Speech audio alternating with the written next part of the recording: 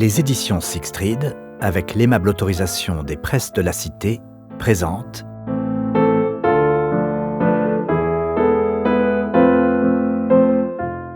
Les fiancés de l'été, de Christian Laborie, interprété par Catherine Lecoq.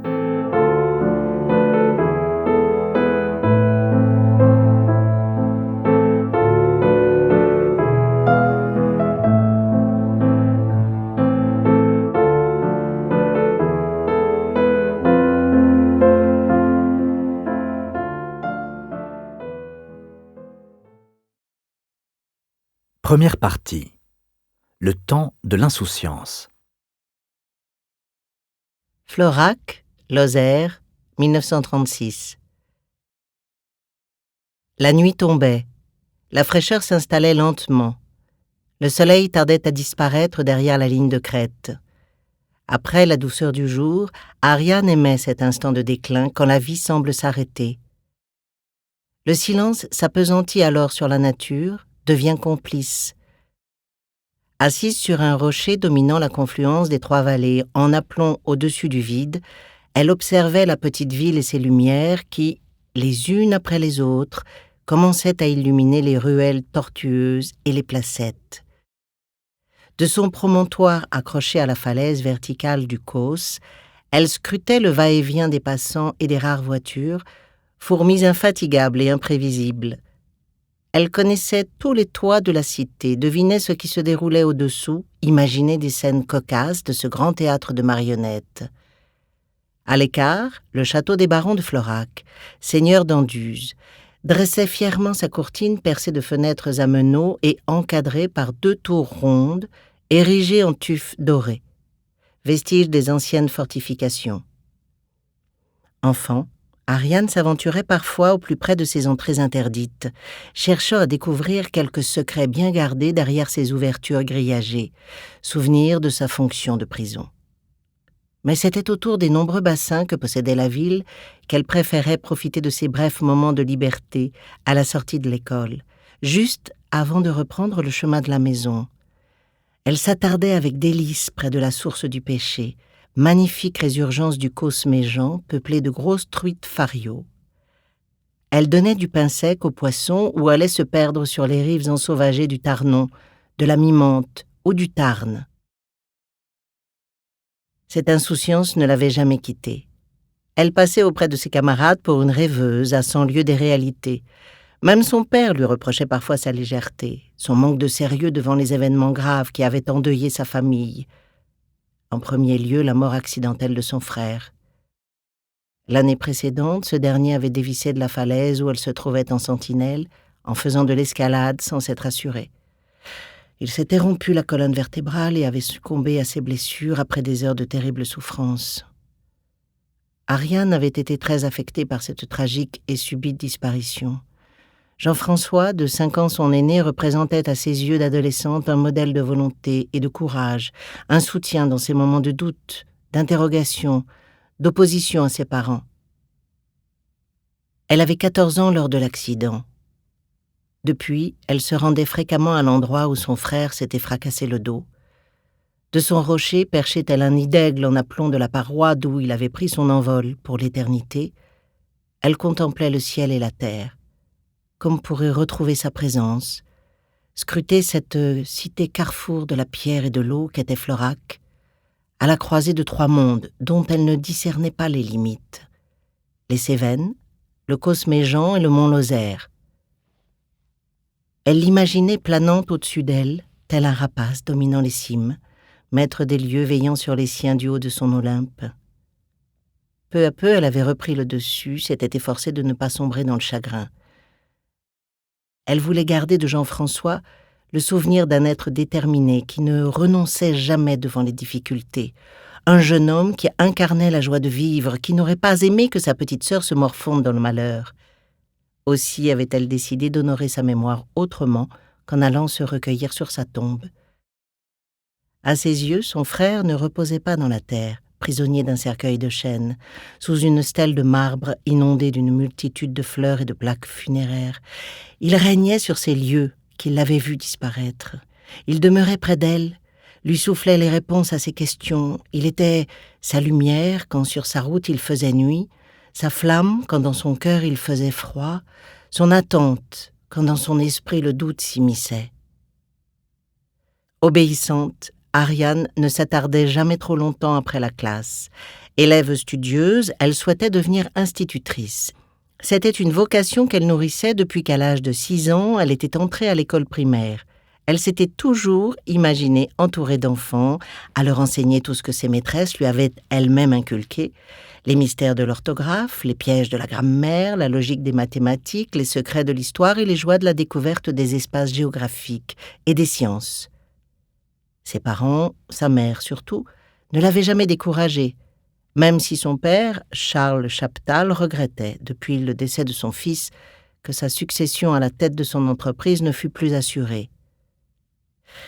Jean-François était mon seul espoir de ne pas voir l'usine léguée par mon père tomber dans les mains d'étrangers, s'attristait-il. À 15 ans, Ariane était loin de ses préoccupations. La fabrique de chaussures que son père dirigeait et qu'il avait développée était certes un bien de famille que son grand-père avait créé à la fin du siècle précédent, mais elle n'avait jamais pensé y être un jour associée de quelque manière que ce fût. Après le brevet élémentaire, elle était entrée à l'école normale de Florac, où ses maîtres ne cessaient de l'encourager. Dans quelques années, elle obtiendrait son certificat d'aptitude et serait envoyée dans une école du département. Elle ne vivait que dans cette perspective. Pourtant, depuis le drame qui avait endeuillé les siens, elle avait beau invoquer la mémoire de son frère disparu, le doute s'était insinué en elle. Ariane, en effet, était amoureuse. Elle avait rencontré Raphaël au cours d'un repas auquel ses parents avaient invité les Soubise. Henri Soubise, notaire à Florac, s'occupait du patrimoine des Chaptal. Henri et Charles étaient amis de longue date. Ils avaient fait leurs études de droit ensemble à Montpellier. Puis une fois entrés dans la vie active, ils s'étaient perdus de vue jusqu'au jour où Henri avait racheté une étude notariale dans la petite sous-préfecture lozérienne. Plus de 20 ans étaient passés depuis. Entre-temps, Charles avait succédé à son père à la tête de la fabrique d'espadrilles que ce dernier avait créée, sur le domaine familial, les Abarines, près du village de Cazeneuve, à l'extérieur du bourg. Quant à Henri, après avoir exercé comme clerc de notaire à Montpellier, il s'était exilé, selon son propre vocabulaire, au fin fond des Cévennes, pour y vivre une existence éloignée des tracas et des turbulences de la grande ville. Les deux amis s'étaient retrouvés par hasard au cours d'une réception donnée par le préfet de la Lozère à Mende. Ils avaient aussitôt renoué leurs liens et s'étaient promis de se présenter mutuellement leurs familles. « Es-tu marié ?» C'était Anqui Charles, qui se souvenait qu'Henri passait à la faculté pour un coureur de jupons endiablé. Le contraire ne m'étonnerait pas, la vie de garçon t'allait si bien. « Eh bien, tu te trompes, » lui avait rétorqué le notaire, non sans songer également à ses multiples aventures de jeunesse. « Je suis marié, et avec la même femme depuis 17 ans. Nous avons 3 enfants, dont un fils né la première année de notre union. Comme quoi, tu vois, tout le monde peut évoluer. » À l'époque, je n'aurais pas parié un copec sur ton sens de la fidélité. « Et toi ?» avait demandé Henri. « Toujours aussi strict sur les principes ? Je me souviens de ce que tu proférais quand nous étions en goguette. La famille, affirmais-tu, est le premier devoir de l'homme après le travail. Tu es toujours aussi bosseur et sérieux dans tes amours ? Je ne crois pas avoir changé. Je considère que ces 2 valeurs constituent la base de notre société, je dirais même de toute civilisation qui va de l'avant. » Ainsi, les 2 hommes, bien que proches, se montraient-ils très différents l'un de l'autre. Si le premier affichait une certaine désinvolture et affectionnait des idées parfois bien avancées pour son époque, le second paraissait plus rigide et plus conservateur. Au reste, face à l'avancée du Front populaire, Charles ne cachait pas son hostilité aux mesures de progrès social proposées par les forces de gauche. Le pays étant paralysé par les grèves, il les critiquait sévèrement, affirmant que la France ne pouvait se permettre d'offrir des cadeaux aux classes laborieuses sans mettre son économie en péril. Henri et Charles se revirent à Florac, quelques mois plus tard. Pour célébrer leur retrouvaille, Thérèse, la femme de Charles, proposa d'inviter Henri Soubise et sa femme Maryse à un repas, aux Abarines. « Nous ferons d'une pierre 2 coups. suggéra-t-elle à son mari. « Nous apprendrons à nous connaître et nous fêterons le début de l'été tous ensemble. Ariane pourra aussi se faire de nouveaux amis. Cela lui changera les idées. » Depuis la mort de son frère, Ariane donnait des signes d'inquiétude à sa mère. Elle avait perdu sa joie de vivre habituelle et témoignait moins d'intérêt à la vie familiale. Même son travail à l'école normale ne semblait plus la passionner, au point que Thérèse s'en était souciée auprès de sa directrice d'études. « Votre fille est une excellente élève », l'avait tranquillisée cette dernière. Néanmoins, ses professeurs ont effectivement remarqué un changement dans son comportement. Ariane leur paraît moins volontaire, moins attentive. Ses notes, heureusement, ne s'en ressentent pas, mais il faudrait qu'elle se reprenne. Elle vient seulement d'entamer le cursus qui fera d'elle une enseignante très expérimentée, j'en suis certaine. Pour cela, elle doit se montrer plus combative et assidue dans l'effort. Thérèse avait argué de la disparition de son fils pour excuser sa fille et avait promis de veiller à ce que celle-ci se ressaisisse. Les Soubise se rendirent aux Abarines accompagnés de leurs 3 enfants, Raphaël, Juliette et Justine. Ceux-ci sympathisèrent rapidement avec Ariane, ne s'encombrant pas des mondanités propres aux adultes. Raphaël était un garçon très discret et d'une beauté à laquelle Ariane ne demeura pas insensible. Loin d'abuser de ce que la nature lui avait généreusement offert, il attira involontairement toute son attention. La jeune fille fut subjuguée au point que, au moment de la séparation, elle ne put détacher son regard de son nouvel ami. Sa mère s'en aperçut, mais se garda bien de le relever devant elle. Le lendemain, le calme dans son esprit étant revenu, Ariane nia avoir été transportée par Raphaël. Mais Thérèse ne douta pas un seul instant que le cœur de sa fille avait chaviré. Dès lors, Ariane ne vécut plus que dans le désir de revoir sans attendre celui qui l'avait mise en émoi. Au cours de l'été, alors que la victoire du Front populaire créait partout dans les villes et les campagnes une atmosphère de fête, Raphaël et Ariane se retrouvèrent discrètement à l'insu de leurs parents. Dès lors, un grand amour les emporta loin des événements qui secouaient le pays. Elle avait 15 ans, il en avait 17. Le destin venait de les réunir. L'été de tous les espoirs leur donnait des ailes.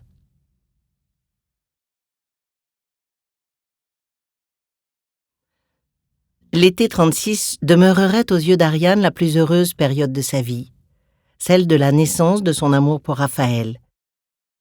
L'atmosphère de vacances qui régnait alors dans la petite cité lozérienne, ajoutée à l'euphorie des grandes espérances nées au lendemain de la victoire du Front populaire, créait un élan de solidarité et de liberté que personne n'avait rencontré jusqu'alors. Ariane avait beau appartenir à la classe des possédants. Elle participait de tout cœur à cette liesse qui avait un avant-goût de bonheur pour les plus défavorisés. Certes, sous son toit, elle entendait souvent son père regretter ce qui était en train de se passer, mais elle ne pouvait s'empêcher de prendre le parti de ceux qui, par la lutte, avaient arraché au patronat des acquis sociaux considérables. Elle ne connaissait pas le besoin, elle n'avait pas le souci des lendemains incertains, elle vivait comme une petite fille privilégiée. Mais elle comprenait combien, pour la majorité des familles, la vie était difficile. Les fins de mois angoissantes, l'avenir sans issue. Aussi évitait-elle de dévoiler ses sentiments lorsque, à table, son père amenait la conversation sur le sujet délicat de la victoire néfaste des forces de gauche. Elle préférait se noyer dans la joie qui l'inondait et se perdre dans ses pensées pour Raphaël. Celui-ci tardait à se déclarer. Pourtant, ses parents lui accordaient beaucoup de liberté et ne l'empêchaient pas de voir ses amis comme il le souhaitait.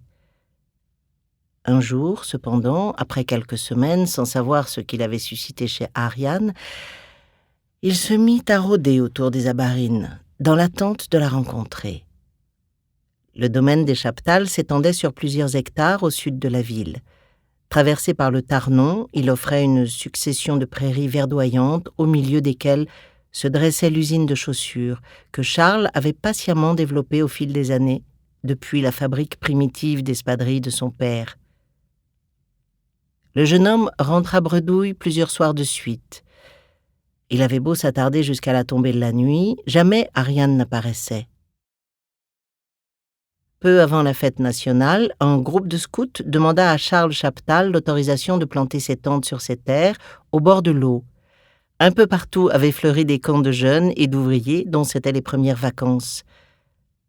À contre-cœur et sous la pression de sa fille, Charles accepta. « À condition que vous ne laissiez rien traîner derrière vous », avait-il ajouté, « et que vous ne créiez pas la pagaille. » Charles craignait les débordements provoqués par l'euphorie et l'effet de groupe. Issu d'un milieu de petite bourgeoisie, il se méfiait des élans souvent incontrôlés des classes populaires, quand celles-ci se sentent victorieuses. Dans son usine, il tenait les délégués syndicaux à distance et évitait de prêter l'oreille aux revendications de ses ouvriers lorsqu'elles lui semblaient déraisonnables. « Je te déconseille de te promener autour de ce camp de scouts, » recommanda-t-il à Ariane. « Il n'y a là-bas que des garçons. Il ne serait pas convenable pour une fille de bonne famille d'attiser les convoitises d'un groupe de jeunes loups livrés à eux-mêmes en pleine nature. »« Je compte sur toi également, » appuya Thérèse, sa femme. Ariane acquiesça et se garda bien de s'approcher de l'endroit où les scouts avaient dressé leur tente. Celle-ci était plantée juste au-dessous du rocher sur lequel elle aimait aller à la rencontre de son frère décédé. Ce jour-là, elle s'y trouvait, comme elle en avait pris l'habitude, en toute saison, plusieurs fois par semaine. Elle observait l'agitation qui régnait dans le camp et s'en amusait. De son poste de guet, elle parvenait à peine à distinguer les silhouettes. Seules les couleurs des uniformes se détachaient dans les crins de verdure traversés par la rivière. Confettis éparpillés le long des rives du Tarnon ou regroupés autour du feu allumé au centre du cantonnement. Tout à coup, son attention fut attirée par un point rouge qui avançait rapidement en direction du camp. « Probablement un cycliste », pensa-t-elle. Elle sortit de son sac les jumelles qu'elle avait emportées. Scruta la prairie, intriguée. Elle se souvint alors que Raphaël Soubise arborait une chemise rouge lors du repas organisé par ses parents. Son cœur bondit dans sa poitrine. Sans l'ombre d'une hésitation, elle reconnut Raphaël.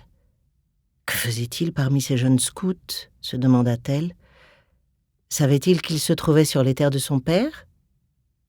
Sans réfléchir, elle descendit aussitôt de son perchoir et dévala le sentier abrupt de la falaise jusqu'au pied de celle-ci. Parvenue aux abords de la prairie, elle se rappela les recommandations de son père, ne pas se mêler aux scouts.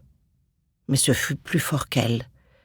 Elle voulait revoir Raphaël, entendre le son de sa voix, croiser son regard, être auprès de lui. Avait-il ressenti les mêmes émotions qu'elle lorsqu'ils s'étaient rencontrés au cours de ce repas de retrouvailles de leur père? Lui avait-elle plu? Trop intimidée, elle ne lui avait pas beaucoup parlé ce soir-là. Elle l'avait laissé discourir, se contentant de répondre à ses questions. Elle avait plutôt discuté avec ses sœurs. Juliette était de son âge et s'était montrée très avenante. Justine, la cadette, plus enjouée, l'avait beaucoup amusée avec ses remarques infantiles. Mais elle reconnaissait avoir été attirée par leur grand frère. Et depuis ce jour-là, elle ne vivait plus que pour le revoir. Le grand jour était arrivé. Intimidée, mais déterminée, elle s'approcha du campement à pas comptés et, lorsqu'elle fut à bonne distance des premiers garçons qui conversaient avec Raphaël, feignit de s'étonner. « Raphaël !» s'exclama-t-elle. Il se retourna dans sa direction.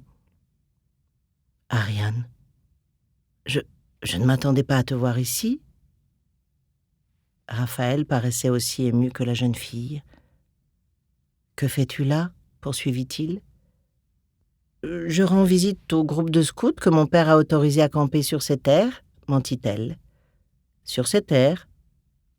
Oui, bien sûr. Nous sommes aux Abarines, le domaine de ma famille. Et toi, qu'est-ce qui t'amène ici ?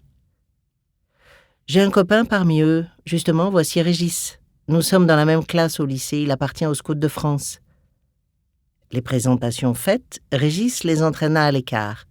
« Ce soir, nous allons allumer un grand feu de camp, puis manger tous ensemble, boire un coup et nous amuser. Ça vous dit d'être des nôtres ?» leur proposa-t-il. Raphaël répondit, après un regard pressant vers Ariane, « Ça dépend. » « Ça dépend de quoi ?» Ariane comprit l'hésitation de Raphaël. « Je peux m'arranger pour me libérer », confirma-t-elle avant que ce dernier ne précise sa réponse. « Alors je serai là également. » Ariane sourit, retenant son émoi, mais son cœur débordait de joie. Il lui restait à trouver un subterfuge pour s'absenter après le dîner avec l'autorisation de ses parents. Elle n'eut aucune difficulté à les convaincre de l'autoriser à sortir ce soir-là. Elle avait mis son amie, Annie Dubosc, dans la confidence et annonça qu'elle allait passer la soirée chez elle en sa compagnie. C'étaient les vacances. Les journées étaient longues et douces. Charles et Thérèse accordaient volontiers en toute confiance des libertés à leur fille. « Ne rentre pas trop tard », lui ordonna cependant sa mère. « Avant 10 heures », précisa Charles. Trop heureuse d'avoir obtenu satisfaction, Ariane ne demanda pas une permission plus importante. Après le repas, elle monta dans sa chambre, se recoiffa, puis changea de tenue. La croisant dans l'escalier, Thérèse remarqua sa coquetterie. « C'est pour ton amie que tu t'es faite si belle ?» Ariane rougit, balbutia. Non, pourquoi cette question? J'ai seulement changé de robe. Celle que je portais n'était pas très propre. Tu ne voudrais pas que je me présente chez les parents d'Annie comme une petite souillon? Tu n'avais pas l'air d'une souillon. Allez, dépêche-toi, ton amie doit s'impatienter, ne la fais pas attendre. » Thérèse se douta qu'Ariane ne lui disait pas toute la vérité. Lorsqu'elle eut rejoint Annie, Ariane demanda à son amie de la laisser seule pendant 2 heures, puis de venir la retrouver à un endroit convenu pour la raccompagner chez elle et se montrer à ses parents. Annie accepta, sans faire d'histoire. Au fur et à mesure qu'elle s'approchait du campement des scouts, elle ne cessait de répéter dans son esprit les paroles qu'elle dirait à Raphaël. Elle se sentait paralysée par l'émotion. Saurait-elle lui faire comprendre ce qu'elle éprouvait pour lui sans se trahir devant ses camarades, qui ne manqueraient pas de s'intéresser à elle? Son père l'avait prévenue, attention de ne pas réveiller les jeunes loups qui sommeillaient en eux. Elle n'avait aucune expérience des garçons. Elle ignorait quelles pouvaient être les réactions d'adolescents livrés à eux-mêmes, qui plus est devant une fille seule. Raphaël discutait avec Régis, assis autour du feu. Il la vit arriver de loin, il se redressa aussitôt et vint à sa rencontre en arborant un large sourire. « Je craignais que tu ne changes d'avis, » lui dit-il. « J'avais promis d'être là, je n'ai qu'une parole. » Il la prit par la main et l'entraîna vers les flammes qui crépitaient allègrement. Il était 8 heures. Le jour tombait. Les scouts s'étaient rassemblés et s'apprêtaient à manger des grillades que 2 d'entre eux avaient disposées sur des braises qui finissaient de se consumer à l'écart. Une savoureuse odeur de viande se répandait à travers le camp. Un scout, un peu plus âgé que les autres, entonna un air du folklore américain en s'accompagnant à la guitare. Ses camarades reprirent avec lui les refrains. Le chef du groupe, un certain Romuald, âgé d'une 20aine d'années, s'approcha de Régis et proposa « Tes amis peuvent manger avec nous s'ils le désirent. » Raphaël n'hésita pas. « Tu veux bien, Ariane ?»« Ta petite amie ne va pas rester le ventre creux à te regarder manger, » plaisanta Romuald. C'est que j'ai déjà dîné chez moi avant de partir. » Ariane s'était troublée en s'entendant désigner comme la petite amie de Raphaël. Ce dernier répliqua aussitôt « Ariane n'est pas ma petite amie, nous nous connaissons à peine. »« Ouais, c'est ce qu'on dit quand on dit la vérité. »« C'est seulement la 2e fois que nous nous rencontrons, » précisa Ariane. « Mais je ne vous crois pas, ça saute aux yeux que vous êtes amoureux. Vous vous dévorez du regard. » Gênée, Ariane ne retint pas son émotion. « Tu rougis, » insista Romuald. « C'est donc que je dis vrai. »« C'est la chaleur des flammes. »« Arrête, » coupa Régis. « T'es lourd, laisse-les tranquilles. » Le chef scout s'éloigna en ricanant. « Ne prêtez pas attention à lui, » reprit Régis. « Il faut toujours qu'il mette son nez partout. Il joue au petit chef avec tout le monde. Ses responsabilités lui montent à la tête. » La soirée se déroula sans la moindre remarque de la part des camarades de Régis. Ariane était au comble du bonheur. Le seul fait de se trouver côte à côte avec Raphaël la transportait de joie. Elle ne voyait que lui, n'entendait que lui. De son côté, Raphaël ne cessait de lever les yeux vers elle chaque fois qu'il sentait son regard posé sur lui. Alors elle se troublait, lui souriait, répondait à la pression de sa main sur la sienne. Ils n'avaient pas besoin de paroles pour laisser parler leur cœur. Ils n'avaient pas besoin d'avouer ce qu'ils ressentaient. Leur amour battait à l'unisson, comme s'ils étaient enfermés dans une bulle au milieu des autres, comme s'ils s'étaient échappés du monde. Alors qu'un jeune scout entamait l'air de « Vous qui passez sans me voir », Raphaël, transporté par la mélodie romantique chantée par Jean Sablon, attira Ariane au creux de son épaule. Elle s'y réfugia tendrement. Il lui murmura quelques mots à l'oreille et l'embrassa. Elle ferma les yeux, répondit à son étreinte, s'envola vers les cimes.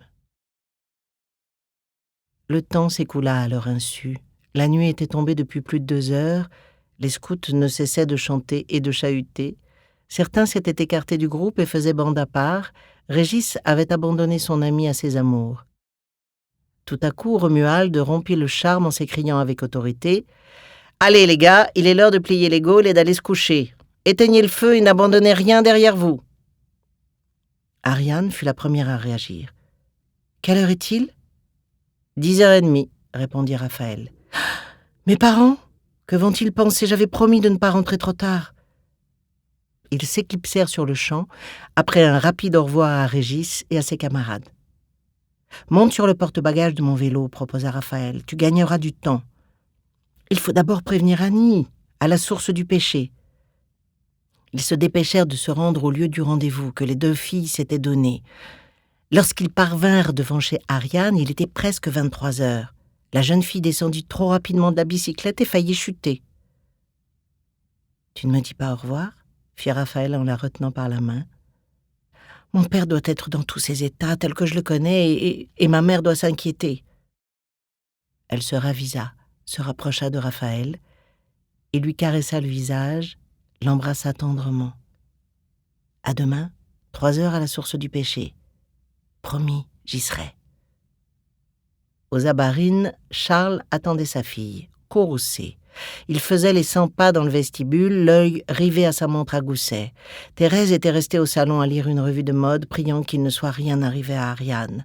Comme toutes les mères, elle éprouvait davantage de crainte que de colère quand celle-ci désobéissait aux consignes.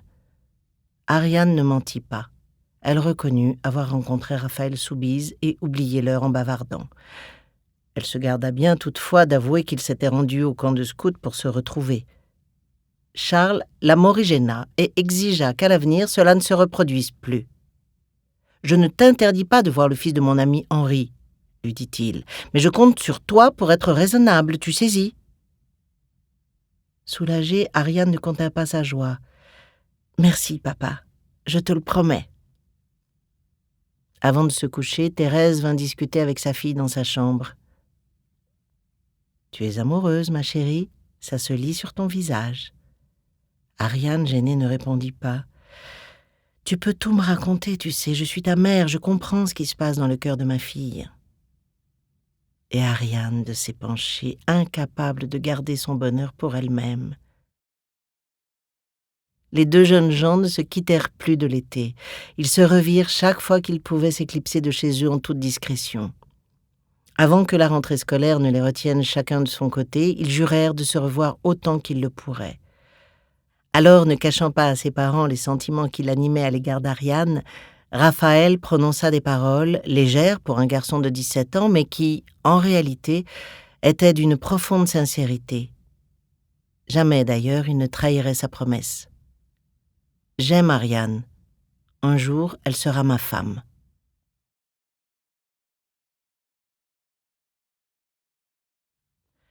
1938.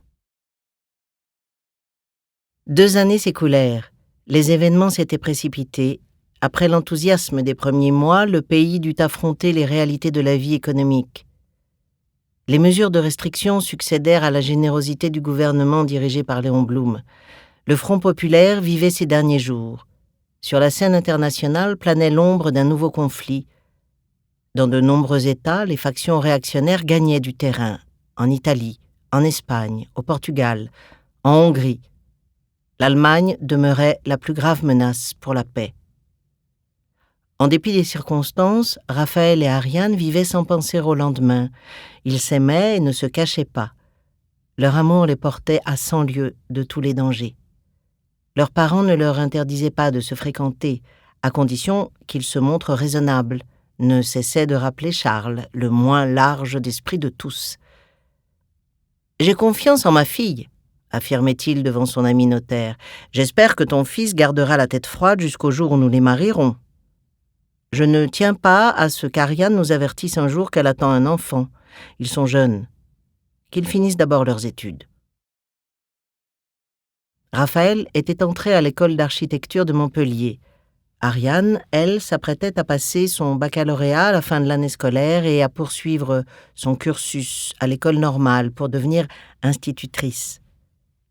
Mais son enthousiasme paraissait de moins en moins évident aux yeux de sa mère. Ses professeurs avaient beau l'encourager, elle ne répondait plus à leurs attentes, au point que son père se mit à penser que sa relation avec Raphaël nuisait à sa scolarité. Un soir, peu avant Noël, il l'avertit. « Je veux que tout soit bien clair entre nous. Je ne t'ai jamais interdit de fréquenter Raphaël. Il est le fils de mon ami, c'est un garçon intelligent, travailleur, convenable dans tous les sens du terme. Je n'ai rien contre lui. De plus, sa famille t'a ouvert ses portes en t'accordant son entière confiance. Ne les déçois pas. » Je ne comprends pas ce que tu essaies de me signifier, papa. Aurais-tu un reproche à m'adresser ? Tu n'es plus à tes études. Ta mère et moi trouvons cela très regrettable. Raphaël prépare avec sérieux son diplôme d'architecte. Prends exemple sur lui. Si tu continues comme ça, tu finiras par rater ton bac. Qu'est devenue ton ambition d'être enseignante ? Ariane se doutait qu'un jour ou l'autre, ses parents s'inquiéteraient de son attitude. Ce n'était pas Raphaël qui lui perturbait l'esprit. Certes, ils se voyaient seulement en fin de semaine et au cours des vacances, mais elle savait être patiente. Elle l'aimait trop pour se mettre en danger et s'exposer aux remontrances de sa famille. Raphaël lui avait juré qu'il l'épouserait dès qu'ils en auraient l'âge. Elle lui avait promis d'être sa femme. « Ne brûlons pas les étapes », lui avait conseillé Raphaël. « Nos parents nous trouvent sans doute un peu jeunes. Patientons quelques années, alors nous leur parlerons sans détour. » Ariane ne vivait que dans cette attente. Une autre raison la tracassait davantage. Ses études l'intéressaient de moins en moins. Douée pour le dessin depuis son plus jeune âge, elle n'avait jamais cessé de croquer dans ses carnets ou sur de simples feuilles de papier tout ce qui lui passait par la tête.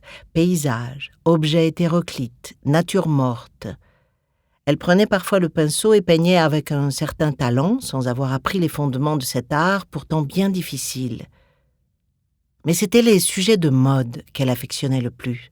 Elle stylisait robes et chemisiers qu'elle aurait adoré porter. Imaginait des tenues de soirée, des robes de mariée. Depuis quelque temps, elle s'appliquait à dessiner des chaussures et rêvait de présenter ses esquisses à son père pour connaître son opinion sur ses capacités.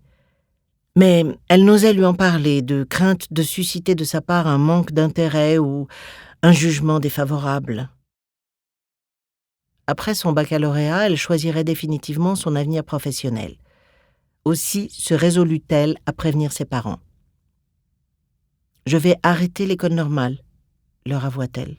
« Je ne veux plus être enseignante. » Après un temps de sidération, Thérèse réagit la première. « Tu souhaites aller à l'université, préparer une licence ? Dans quel domaine ? » « Pas à l'université. » « C'est pour te rapprocher de Raphaël que tu désires étudier à Montpellier, crut comprendre Charles. Si tel est le cas, j'espère que tu as bien réfléchi. Ne décide pas n'importe quoi dans l'unique but de satisfaire les élans de ton cœur. Un jour, tu le regretteras. Tu as toujours eu la vocation de devenir institutrice. Raphaël ne doit pas te détourner de ton objectif. Il ne s'agit pas de Raphaël. Et je n'ai pas l'intention de m'inscrire à la faculté. « Mais alors que souhaites-tu » insista Thérèse. Ariane s'absenta quelques secondes pour se rendre dans sa chambre. En revint, un carton à dessin sous le bras. « Il y a longtemps que j'hésite à vous les montrer, surtout à toi, papa. Je n'osais pas, de peur que tu te moques de moi. » Elle étala sur la table de nombreux croquis de chaussures. Escarpins, souliers à talons aiguilles, bottines, bottes, mocassins. Intrigué, Charles se pencha sur les dessins de sa fille et, sans mot dire, les regarda attentivement. Il les examina tous plusieurs fois de suite, l'air impassible. Puis il l'étendit à sa femme sans trahir l'ombre d'un avis. Ariane attendait son jugement fébrile. « Alors » s'enquit-elle. « C'est cela qui occupe ton esprit à présent ?» releva Charles. « Tu passes ton temps à dessiner au lieu d'étudier ?»« Je n'ai jamais sacrifié mes études. Le dessin et la peinture sont mes loisirs favoris, je ne l'ai jamais caché. » « C'est vrai qu'à l'école, Ariane a toujours excellé dans cette matière, » plaida Thérèse. « Où veux-tu en venir ?» finit par demander Charles. « Peux-tu nous expliquer le rapport entre cette passion pour le dessin et ta décision de renoncer à l'école normale ? Si tu désires t'inscrire aux Beaux-Arts, il faudra que nous en reparlions. Cette voie ne mène nulle part, sinon à la vie de bohème. » « Tu es long à comprendre, papa. Pourtant, tu devrais deviner. Je t'ai montré des croquis de chaussures que j'ai réalisés cette année. J'en ai d'autres, plus anciens. » Le visage de Charles se dérida, ses traits se détendirent. Un sourire l'illumina. « Tu souhaites dessiner mes futures collections de chaussures ? » J'y ai beaucoup réfléchi. C'est cela, oui. Je m'installerai dans un atelier de ton usine, je travaillerai près de toi pour lancer ta marque sur le marché de la mode. On deviendrait célèbre. Oula, ma fille, tu t'emballes un peu vite. Alors c'est non ? Thérèse ne disait mot, elle regardait Ariane s'enthousiasmer et ne dissimulait pas son émotion. Ce serait une très belle collaboration, reconnut-elle pour appuyer sa démarche. Père et fille œuvrant main dans la main. Quelle bonne idée ! Charles traînait à donner son avis. Je dois y réfléchir. Tu es encore bien jeune pour entrer dans la vie active. Je te ferai part de ma décision dans quelques jours, le temps que j'étudie ton souhait, sans a priori. Ariane prit cet atermoiement pour un refus. Si papa hésite, c'est qu'il n'est pas d'accord, maugréa-t-elle une fois seule avec sa mère.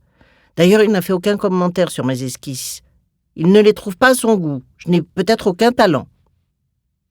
Moi, je les aime. Tu es vraiment doué. Tu m'étonnes beaucoup.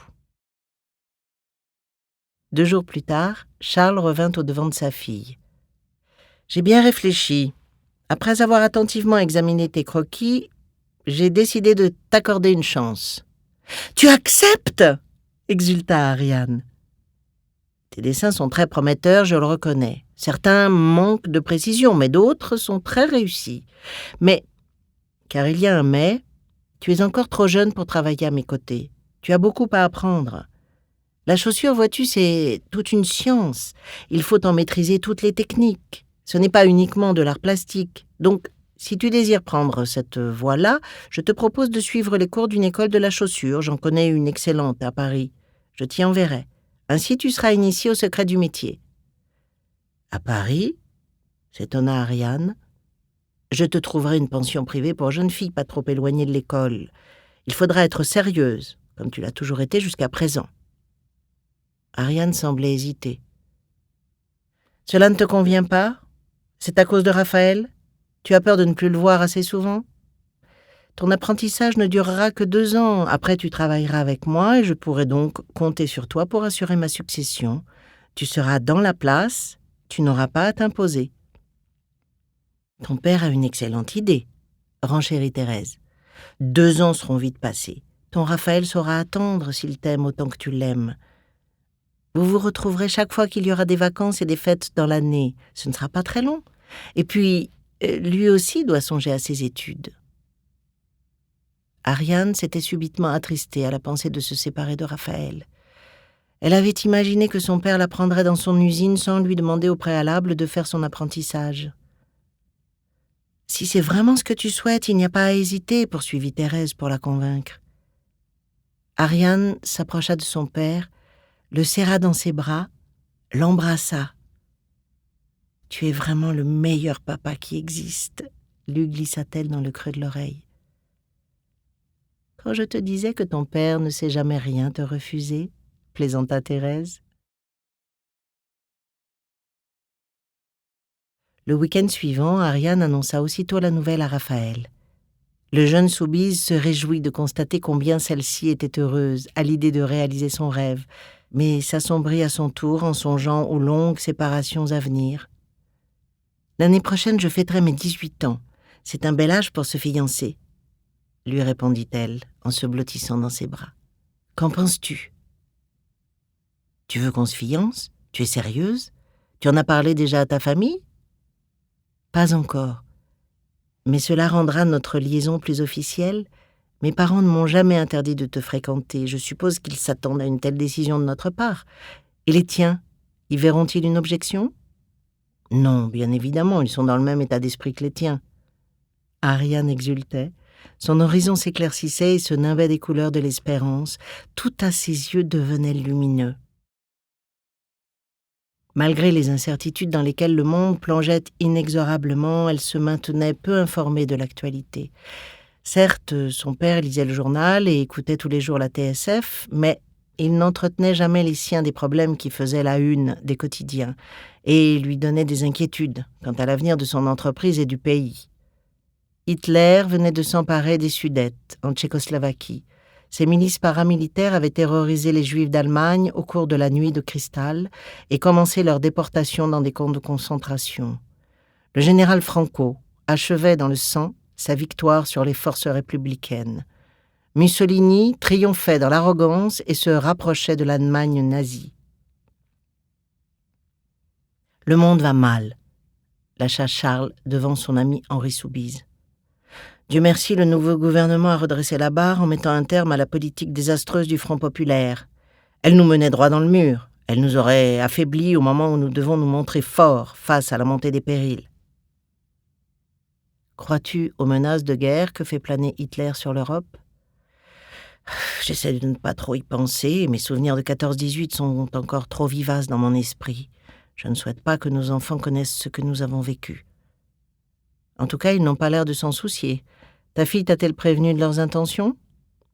Charles s'étonna. Quelles intentions ? Ariane m'a seulement averti qu'elle désirait interrompre ses études à l'école normale. Elle veut devenir styliste dans la chaussure. J'ai accepté qu'elle aille à Paris pour suivre les cours d'une école de formation. Ton fils ne l'ignore pas, je suppose. Ce n'est pas des études de ta fille qu'il s'agit, mais de leur avenir à tous les deux. Ils aimeraient se fiancer au cours de l'été. Je n'en suis pas informée, ma femme non plus sans doute, elle me l'aurait dit. Ariane ne va pas tarder à vous en parler, elle n'ose peut-être pas, elle a peur que vous refusiez. Refuser ? Pourquoi ? Elle est bien jeune, elle n'a pas 18 ans. Elle les aura l'année prochaine et elle fréquente ton fils depuis longtemps déjà, je ne suis pas hostile à cette éventualité. Le soir même, Charles entretint Thérèse du désir de leur fille et décida de précipiter la conversation. « Ariane, n'as-tu pas quelque chose d'important à nous demander ?» La jeune fille sentit le moment venu de s'exprimer sans détour. « J'attendais d'être à table pour vous parler de Raphaël et de moi. » Thérèse arbora un large sourire. « Nous sommes au courant, ma chérie. Ton père a été averti par Henri Soubise. » Alors, vous savez, vous êtes d'accord ? Vous vous aimez. Nous ne pouvons pas nous opposer à vos fiançailles. Au comble de la joie, Ariane se jeta dans les bras de sa mère, puis embrassa son père. Vous êtes vraiment les parents les plus adorables qui existent. Nous n'avons plus que toi. Nous ne nuirons jamais à ton bonheur. Je te demande d'abord de passer ton bac, ajouta Charles. Ensuite, n'oublie pas ce dont nous avons convenu. Après les vacances, tu montes à Paris pour ta future formation. Tu n'as pas changé d'avis. Non, bien sûr, papa. Quand tu auras terminé tes études, tu t'installeras à mes côtés et tu pourras épouser Raphaël. Ma chérie, s'exclama Thérèse, comme je suis heureuse pour toi, j'ai l'impression que tout te réussit. Ariane ne parvenait pas à cacher sa joie. Elle bénissait le ciel d'avoir des parents aussi compréhensifs. Certes, son père se révélait parfois un peu raide et autoritaire, très attaché à ses principes, mais sa mère savait adoucir son penchant paternaliste et vieille France. Dans les moments délicats, elle pouvait compter sur elle pour plaider sa cause. « Merci du fond du cœur. Je n'oublierai jamais ce que vous faites pour moi. » Les fiançailles furent fixées au dimanche 2 juillet 1939. « Nous avons 6 mois pour préparer cet heureux événement, déclara Thérèse, qui se réjouissait à l'avance de cette fête. Les fiançailles représentaient pour elle un acte important dans la vie d'un couple, un engagement à s'unir, une preuve qu'on était capable de patienter sans mettre en danger l'amour qu'on éprouvait l'un pour l'autre. Thérèse était une catholique pratiquante attachée aux valeurs traditionnelles. Elle considérait les grandes cérémonies religieuses de l'existence comme des gages de foi devant Dieu.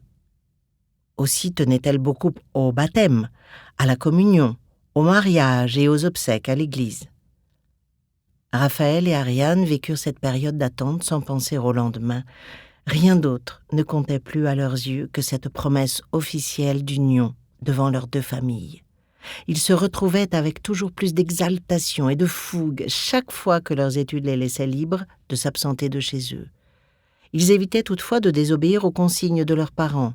En réalité, Ariane ne désirait pas se précipiter, même si, dans les moments de grande intimité, elle ressentait une forte envie de se donner à Raphaël.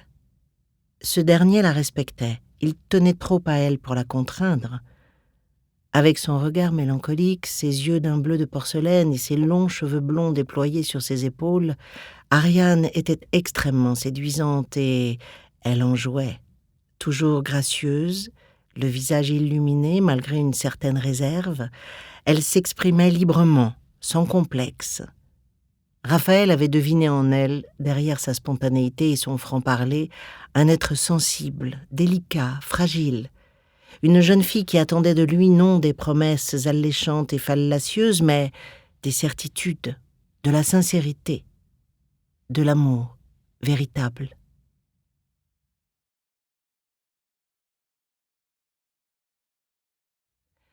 « 1939. La plupart des fruitiers étaient en pleine floraison, les prairies regorgeaient de pâquerettes, les hêtres gonflaient leurs robes verdoyantes sur l'effet de la brise. La montagne s'aquarellait de jade et d'émeraude alors que, sur le Causse, l'or des blés ondoyait sous la caresse du vent.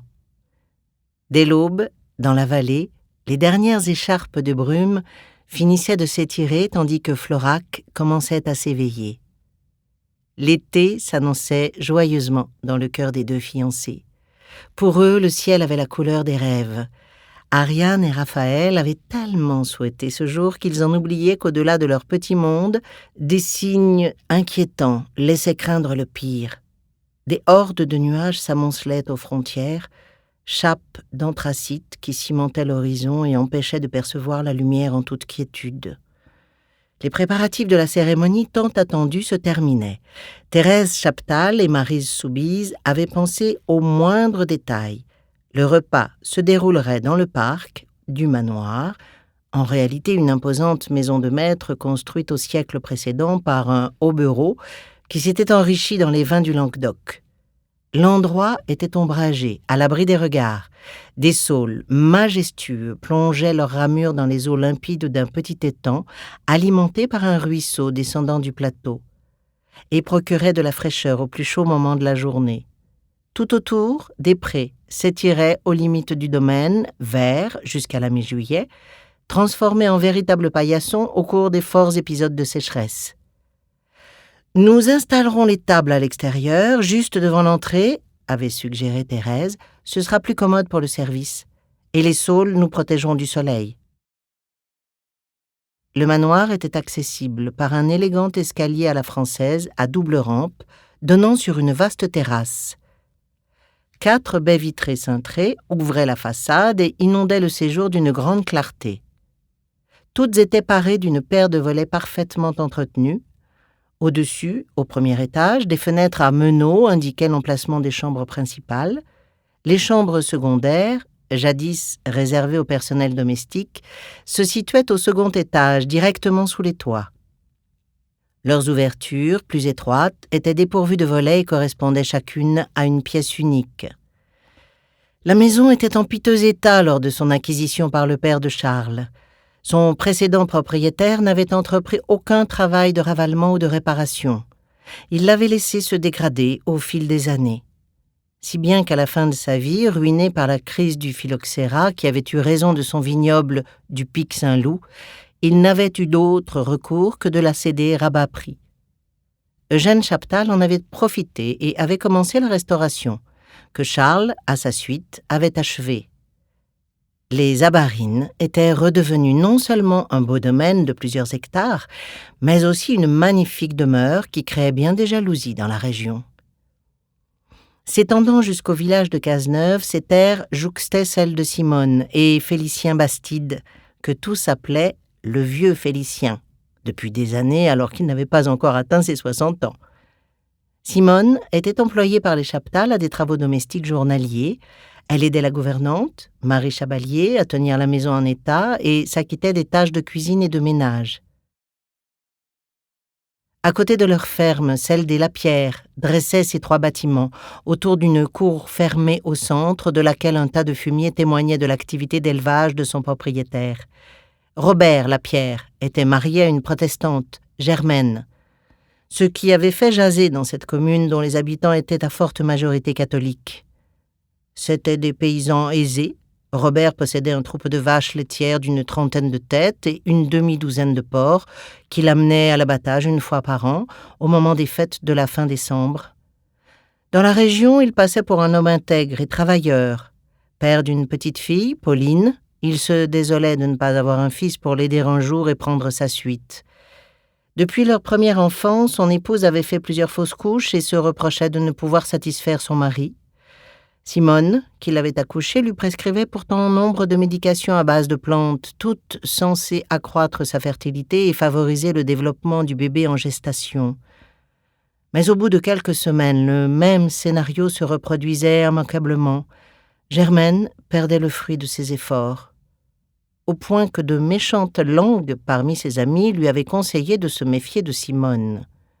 Le bruit courait, en effet, dans la commune, que la domestique des Chaptal, si elle était accoucheuse à ces moments perdus, passait aussi pour une faiseuse d'anges, l'expression qu'on utilisait pour ne pas dire ouvertement qu'elle pratiquait des avortements en toute discrétion. Dans la communauté catholique, cette notoriété valait condamnation. Au reste, personne n'avait jamais vu Simone ni son mari à l'église, preuve, s'il en fallait, qu'ils ne devaient pas être parmi les élus du bon Dieu.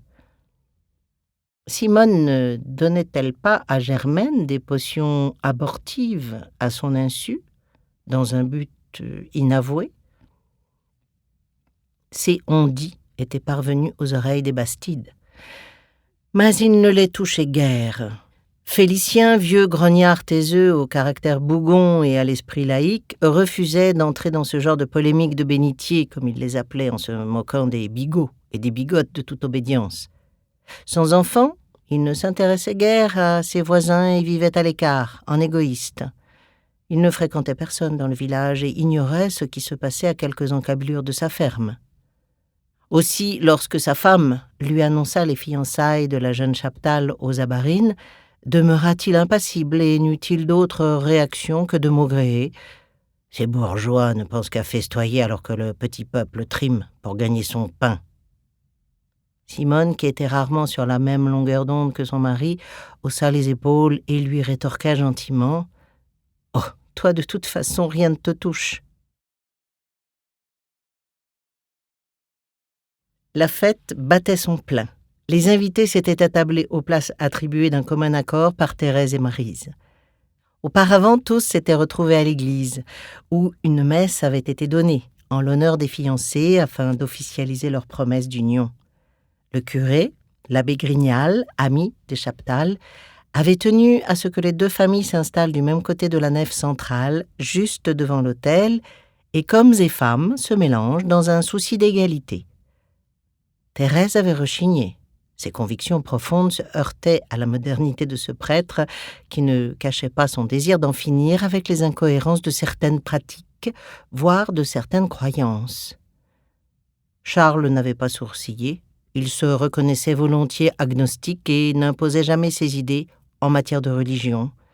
Il abandonnait ce domaine à sa femme et n'intervenait jamais dans les discussions entre mère et fille, lorsque leurs opinions divergeaient. « Ce fut une belle cérémonie !» se réjouit Maryse, en s'asseyant à côté de Thérèse, au début du repas. Et ce prêtre a si bien parlé, il a mis toute l'assemblée à la portée de son sermon. Certes, mais je m'attendais à ce qu'il insiste davantage sur, sur la sacralité du mariage, qu'il avertisse nos enfants de ne pas se précipiter dans les bras l'un de l'autre, au risque de commettre avant l'heure l'acte d'amour. Qu'il leur conseille de patienter, de se faire désirer, vous comprenez ce que je veux dire ? Thérèse ne savait comment signifier à son amie son souhait de voir sa fille demeurer vierge jusqu'au jour du sacrement. La robe immaculée de la jeune mariée est un symbole qu'il ne faut pas prendre à la légère, n'est-ce pas ?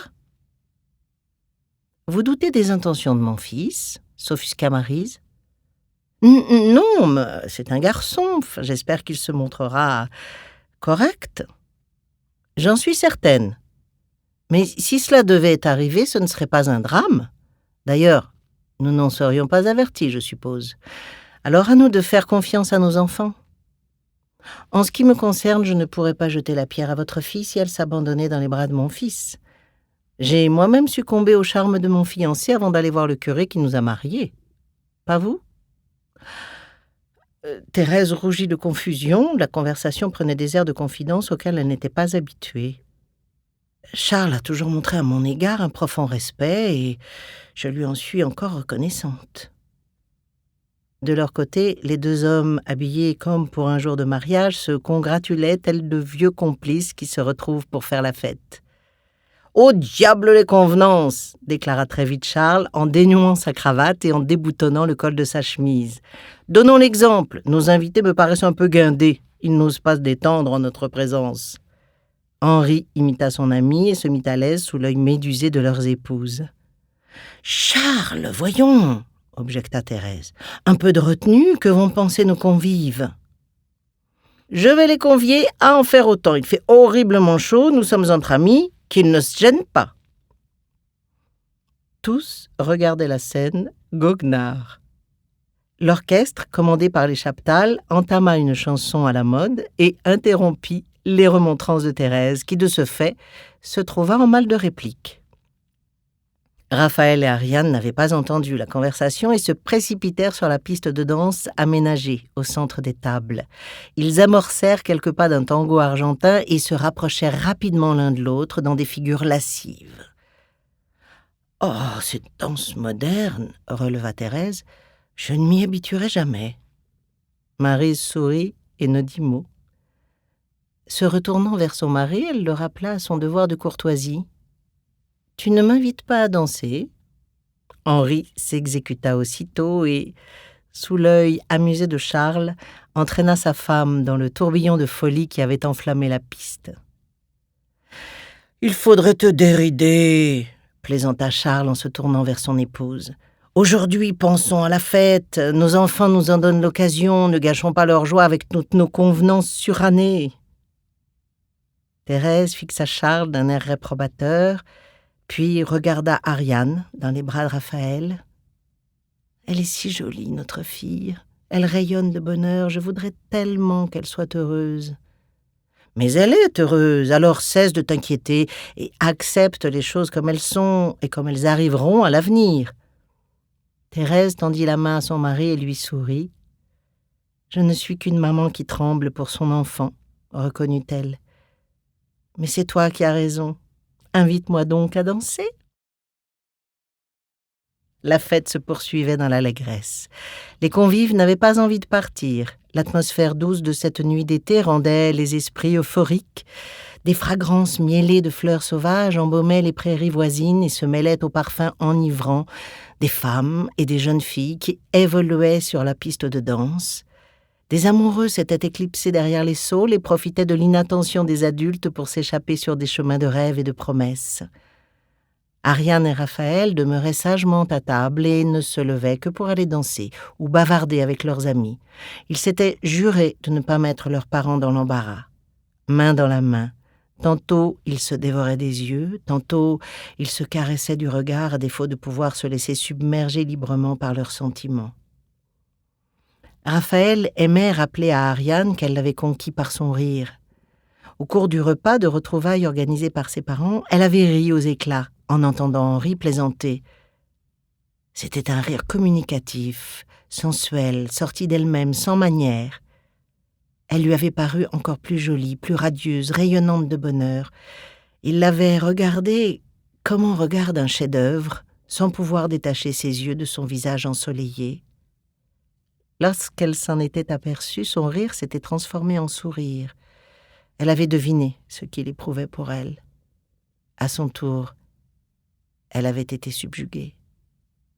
Elle avait compris que Raphaël était tombé sous son charme.